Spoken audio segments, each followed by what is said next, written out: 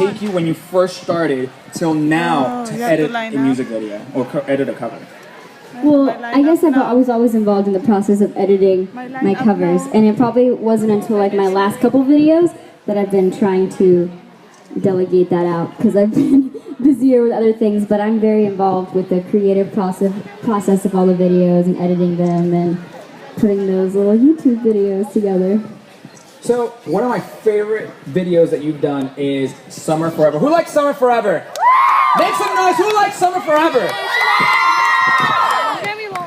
How much fun was shooting Summer Forever? Because you looked like you were having a blast in that pool. It was actually a lot of fun because I had my sister in the video for one, and then the girl with the crazy red hair is like one of my best friends from Texas, and then everyone else in the cast was just really awesome and chill, and all those smiles you see in this video are 100% genuine, and I think that's kind of, we accomplished what we wanted to, that fun, and you know, when people see the video, they're like, oh, I want to be, you know, hanging out with them. It looks like fun, so yeah, it was definitely a lot of fun. So where'd you get that donut floaty? That was my favorite Donut floaty. It was awesome. Who was a donut floaty? Who's ready for summer? Yeah. I'm ready for summer. Summer forever. Well, as some of you guys know, I'm kind of, if you follow me on Twitter, I tweet about food a lot. So a donut floaty just kind of made sense. I still remember calling the director and was like, okay, I have this crazy idea for a performance shot. Excuse me. I was like, how would it be if I did a singing shot in a donut inner tube in the pool? And I was like, okay, let's do it. I love donuts. We have some Krispy Kremes in the back and that's just been taken out. Donuts are the best.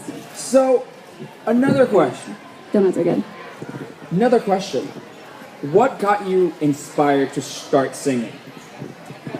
Well, as a young kid, I used to always put on shows for my parents. My poor parents, I put them through so many different shows on our little coffee table. I treated it as a stage when I was a kid. And it was probably about 4th grade when my dad got a karaoke machine that I discovered I really like singing, and it was a lot of fun.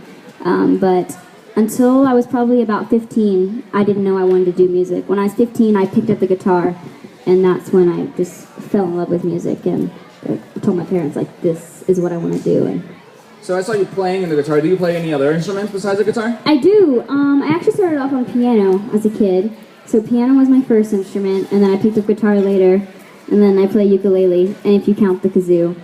Does anyone else? Yeah, I think everyone can play the kazoo, right? So, how many of you guys out there play instruments? That's awesome.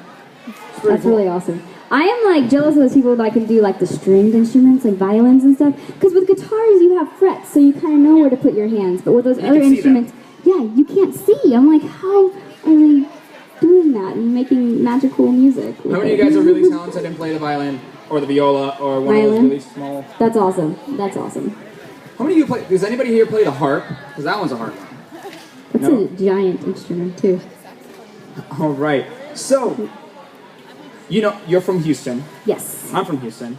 Hey, H-Town. So, have other Texas artists that come out like Selena Gomez and Demi Lovato, have they been inspirational to you as you've been coming up in the world, especially in Radio Disney? Yeah, I would definitely say so. They're both just very strong women and so talented, and it's been amazing to kind of see their journey over the years and how they've developed as artists, and just as Selena Gomez is involved like in so many other things, like her own clothing line and perfumes, and pretty soon you're going to be coming up. I hope to be doing the same things one day.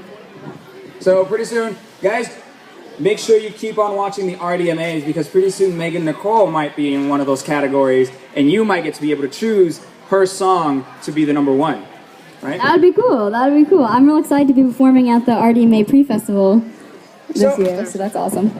You know how different artists have their followers and they have little nicknames for their followers? Yes. What are your followers called? Okay.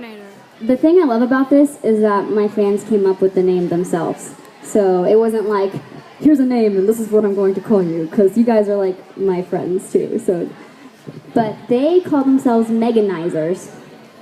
So it's kind of cool. It sounds like, I don't know, like something in like a Star Wars or something. Like a Transformer. Yes, yeah. Exactly. A Meganizer. It sounds very, yeah. robotic.